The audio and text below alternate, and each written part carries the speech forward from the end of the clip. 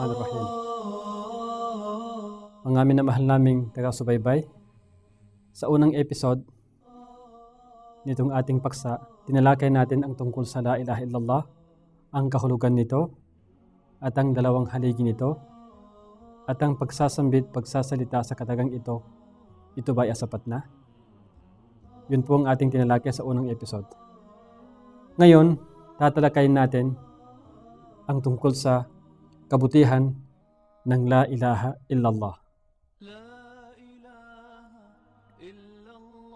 Naipon sa katagang ito, ang La ilaha illallah, ang mga kabutihan na kung titingnan natin ay hindi ito makikita sa mga ibang kataga na maliban dito sa La ilaha illallah. At mayroon dito mga bunga o di kaya mga resulta na kung ito ay isasagawa ng taong mananampalataya ay mapasakan niya ang tunay na tagumpay at ang tunay na pagiging masaya sa kanyang buhay. Dahil dito, sa kabutihan ng La ilaha illallah ay nagkakaroon ito ng maraming pangalan. Nagkakaroon ito ng maraming taglay. Yaon ay dahil sa dami ng kabutihang nabanggit tungkol dito at ang dahil sa pagkakaloob ng katagang ito ng maraming kahulugan. Kaya nabanggit ng ilan sa mga scholar o di kaya malaking kaalaman sa Islam, binanggit nila ng mahigit 100 na kabutihan ng katagang La ilaha illallah. Pero ating tatalakayin ito sa maikling usapin lamang nang sa ganoon magkakaroon tayo ng kaalaman ng tungkol sa kabutihan nitong La ilaha illallah. Babanggitin natin ang kabutihan, kasunod dito ang katibayan sa banal na Quran o di kaya sa lawikain, salita ng Propeta Muhammad sallallahu alaihi wasallam. Unang kabutihan nitong La ilaha illallah ay ito ang pinakadakilang biyaya na siyang ibinigay ng Allah subhanahu wa ta'ala sa atin at dito tayo pinatnubayan. Sinabi niya sa Quran, yunazzilul malaikata birruhi min amrihi ala man yasha'u min ibadi an anziru annahu la ilaha illa ana fattaqun. Ang ibig sabihin dito sa aya na ito, isinugo ng Allah subhanahu wa ta'ala ang mga anghel na may inspirasyon sa kanyang kautusan, sa kanyang maibigan, sa kanyang mga alipin na nagsasabi, bigyan ng babala ang sangkatauhan. Ano ang ibibigyan na babala? Na La ilaha illallah. Walang Diyos na dapat sambahin maliban sa akin. Kaya matakot kayo sa akin. Ito ang unang kabutihan ng La ilaha illallah. Pangalawa, ito ang tamang landas na hindi mahihiwalay mula dito ang sino mang tao na manghawak nito. Sinabi niya sa Quran, فَمَنْ يَكْفُرْ بِالطَّاغُوتِ وَيُؤْمِنْ بِاللَّهِ فَقَدِ اسْتَمْسَكَ بِالْعُرْوَةِ الْوُثْقَى لَا انْفِصَامَ لَهَا وَاللَّهُ سَمِيعٌ عَلِيمٌ. Ang kahulugan nito, kung kaya sino man ang hindi naniniwala sa lahat ng sinasamba bukod sa Allah subhanahu wa ta'ala at sa Allah lamang siya naniniwala sa makatuwid, siya, ang tao na yaon, ay mananatiling nasa matuwid sa tamang landas na hindi mahihiwalay mula dito. Yan ang sinabi ng isa sa nagbibigay ng kahulugan ng Quran, banal na Quran, na si Sa'id ibn Jubair at si Al-Dhahhak. Yan ang ikalawang kabutihan ng La ilaha illallah. Ang pangatlo, ang La ilaha illallah ay ito ang pangako. Ito ang pangako na siyang binanggit ng Allah subhanahu wa ta'ala sa kanyang Quran ng kanyang sabihin, La yamlikuna syafa'ata illa man ittakhadha 'inda ar-rahmani ahda.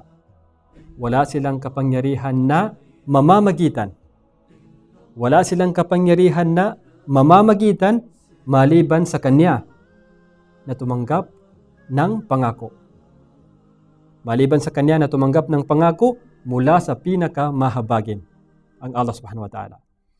Sinabi ni Ibn Abbas radiyallahu anhuma, ang pangako na ito ay ang syahadat an la ilaha illallah. Yaon ay ang pagsaksi na walang Diyos na dapat sambahin maliban sa ang Allah subhanahu wa ta'ala. Yun ang pangatlong kabutihang ibinibigay ng la ilaha illallah. Ang pang-apat, ito ang tinatawag sa katagang salitang Arabic na al-husna, na nabanggit sa Quran nang sabihin ng Allah subhanahu wa ta'ala, فَأَمَّا مَنْ أَعْطَى وَاتَّقَى وَصَدَّقَ بِالْحُسْنَى فَسَنُيَسِّرُهُ لِلْيُسْرَى. Ang kahulugan nito, at sa kanya na nagbigay ng kawang-gawa, at sa kanya na nagbigay ng kawang-gawa at natakot at naniwala sa tinatawag na al-husna. Sa tinatawag na al-husna, katotohanan, gagawin naming magaan para sa kanya ang landas patungo sa paraiso. Ano ang al-husna dito na nabanggit? Sinabi ni Abdurrahman as-Sulami at saka ni Ad-Dhahhak mula kay Ibnu Abbas, ang al-husna na ito ay ang la ilaha illallah. Panglimang kabutihan, ito ang katagang katotohanan. Ito ang salitang katotohanan. Yan ang sinabi ng Allah subhanahu wa ta'ala sa Quran ng kanyang sabihin, illa man shahida bil haqq, illa man shahida bil haqqi wa hum ya'lamun. Maliban sa kanila na sumaksi sa katotohanan at kanilang nababatid o nalalaman ito. Ang katotohanan na ito ay ang la ilaha illallah. Pang-anim na kabutihan ng la ilaha illallah, ito ang salitang pagkatakot. Ang salitang la ilaha illallah ay salitang pagkatakot. Ayon sa binanggit ng Allah subhanahu wa ta'ala sa Quran, sa Suratul Fath, ng kanyang sabihin, وَأَلْزَمَهُمْ كَلِمَةَ التَّقْوَى وَكَانُوا أَحَقَّ بِهَا وَأَهْلَهَا. Ang ibig sabihin dito sa aya na ito, at hinayaan ng Allah subhanahu wa ta'ala na manatili sila. Sino? Ang propeta at ang mga mananampalataya na kasamahan niya noon. Manatili sila sa salitang pagkatakot. Sa salitang pagkatakot, at sila ang karapat-dapat dito at ang may-ari nito. Ano ang salitang yaon? Salitang pagkatakot? Yun ang tinatawag na, o di kaya yun ang katagang la ilaha illallah. Pangpito na kabutihan ng la ilaha illallah, ito ang salitang matatag. Ito ang salitang matatag. Ayon sa sinabi ng Allah subhanahu wa ta'ala sa banal na Quran, ng kanyang sabihin, yuthabbitullahu alladhina amanu bil qawli thabiti fil hayatid dunya wa fil akhirah. Ang kahulugan nito, ang Allah subhanahu wa ta'ala ang nagpapatatag sa mga mananampalataya. Ang Allah subhanahu wa ta'ala ang nagpapatatag sa mga mananampalataya sa salitang matatag. Sa salitang matatag. Dito sa mundo na ito at sa kabilang buhay. Ang salitang matatag na ito ay ang la ilaha illallah. Pangwalo na kabutihan ng la ilaha illallah, ito ang magandang salita. Matatag na salita, magandang salita. Na siyang binigyan ng Allah subhanahu wa ta'ala na parang sample sa atin. Yaon ay ayon sa kanyang sinabi sa banal na Quran, ng kanyang sabihin, alam tara kayfa daraballahu mathalan kalimatan tayyibatan ka syajaratin tayyibatin asluha thabit wa far'uha fis sama. Ang kahulugan nitong aya na ito, hindi mo na masid kung papaano inihahambing ng Allah subhanahu wa ta'ala ang isang magandang salita. Ang isang magandang salita sa isang magandang punong kahoy na ang mga ugat ay matatag na nakakabit sa lupa at ang kanyang mga sanga ay nasa kalangitan ang taas. Ang ibig sabihin sa magandang salita na ito ay ang kalimat la ilaha illallah. Ang kalimat la ilaha illallah. Yaon ang ibig sabihin sa magandang salita na ito na nabanggit sa Quran ayon sa aya na ito, sa talatang ito, na sinabi niya na alam tara kayfa daraballahu mathalan kalimatan tayyibatan. Yaon ay ang la ilaha illallah. Pangsiyam na kabutihan itong la ilaha illallah. Ito ang daan upang makamit ito ang daan upang makamit ang paraiso at mapalayo sa impyerno. A'adanallahu minha. Sinabi niya sa banal na Quran, "Faman zuhziha 'anil nari wa udkhilal jannata faqad faz." Ang kahulugan nitong aya na ito, ang talatang ito, at sino man ang nailayo mula sa apoy ng impyerno at tinanggap sa paraiso, katotohanan, siya ang nagtagumpay. Ang tao na ito ang nagtagumpay. At ang nabanggit sa hadith ng Propeta Muhammad sallallahu alaihi wasallam sa kanyang salita, sinabi niya, "Man syahida an la ilaha illallah wa anna Muhammadan abduhu wa rasuluh wa anna Isa abdullahi wa rasuluh wa kalimatuhu alqaha ila Maryama wa ruhum min wal jannatu haqq wan naru haqq adkhalahu Allahul jannata ala ma kana min al amal." Naisala sa ni Bukhari at sa ni Muslim. Ang kahulugan ng hadith na ito sa lawikain ng Propeta Muhammad sallallahu alaihi wasallam sa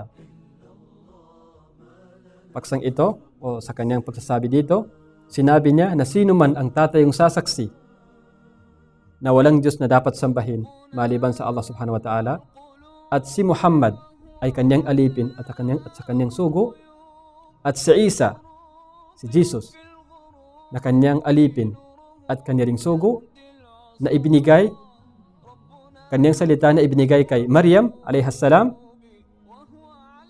at nagsasaksi na ang paraiso ay totoo at ang impyerno ay totoo. Ano ang ibibigay na gantimpala sa taong ito? Adkhalahu Allahul jannata ala ma kana alayhi ala ma kana min al-amal. Siya ay tatanggapin sa paraiso sa kahit na anumang kanyang ginawa noong una. Itong kahit na ang kanyang ginagawa noon ay may mga halong mga pagsuway sa batas ng Allah subhanahu wa ta'ala. Yaon ang isa pang kabutihan ng la ilaha illallah. Pangsampo na kabutihan ng la ilaha illallah, ito ang dahilan upang ang tao ay hindi magiging dahilan. Ito ang dahilan upang ang isang tao kapag pumasok ng paraiso ay hindi magiging tuluyan ng maipasok doon ng wala nang hindi na mailalabas. Yaon ang isa pang kabutihan ng la ilaha illallah. Tulad ng nabanggit sa hadith na ang tawag ay hadithus syafa'a, hadith ng syafa'a na sinabi niya, "Akhriju minan nari man qala la ilaha illallah wa kana fi qalbihi mithqalu dharratin min iman." Ilabas niyo mula sa impyernong apoy ang sino mang nagsasalita ng la ilaha illallah at nagkakaroon sa kanyang puso ng pananampalataya kahit na ang katumbas nito ay katumbas ng isang maliit na atoma. Yun ang sinabi ng Propeta Muhammad sallallahu alaihi wasallam ayon sa hadith na ito na naisalasay ni Bukhari at sa ni Muslim. Panglabing isa na kabutihan ng la ilaha illallah dahil marami ito, sino man ang taong bibigkas nito na ang hangad ay ang para lamang sa Allah subhanahu wa ta'ala. Sino ang bibigkas sa katagang ito na ang hangad lamang ay para sa Allah subhanahu wa ta'ala, ang kantimpala nito ay gagawin ng Allah, ipagbabawal sa kanya na makapasok ng impyerno. Tulad ng nabanggit sa hadith, فَإِنَّ اللَّهَ قَدْ حَرَّمَ عَلَى النَّارِ مَنْ قَالَ لَا إِلَهَ إِلَّا اللَّهِ يَبْتَغِي بِذَلِكَ وَجْهَ اللَّهِ. Katunayan ng Allah subhanahu wa ta'ala ay ipinagbabawal sa apoy ng impyerno ang taong nagsasalita ng la ilaha illallah na ang hangad dito ay para lamang sa Allah subhanahu wa ta'ala. Panglabing dalawa at panglabing tatlo, ito ay isa sa mga importanteng ibinibigay ng nakabutihan ng la ilaha illallah. Ang katagang ito ang pinakaunang obligado sa taong umabot ng sapat na gulang at tamang pag-iisip. Ito ang unang pinaka-importanteng obligado sa taong umaabot na ng tamang gulang at tamang pag-iisip.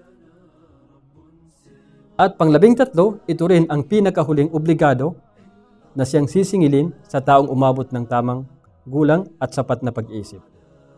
Kaya ayon sa naunang paksa na ito ang pinakaunang obligado sa tao, Sinabi sa hadith ng propeta, umirtu an uqatila an-nas hatta yashhadu an la ilaha illallah. Ako'y pinag-utusan magpaglaban sa mga tao hanggang sa masabi nila na la ilaha illallah. Hanggang sila ay sasaksi na walang Diyos na dapat sambahin maliban sa Allah subhanahu wa ta'ala. At ayon sa ikalawang paksa na ito ang pinaka huling hihingin sa isang umabot ng tamang gulang at tamang pag-iisip, sinabi niya sa hadith na man kana akhiru kalamihi la ilaha illallah dakhala al-jannah. Ito ay naisalasyan ni Abu Daud sa kaniyang Hakim. Sino man ang taong ang pinakahuling nasabi niya dito sa mundong ito ay la ilaha illallah, siya ay papasok ng paraiso. Ito ang mga ibang ilan sa mga ibinibigay ng katagang la ilaha illallah, at sa susunod na episode mga taga-subaybay, babanggitin pa rin natin ang mga ilan pa rin sa mga kabutihang idinudulot ng la ilaha illallah.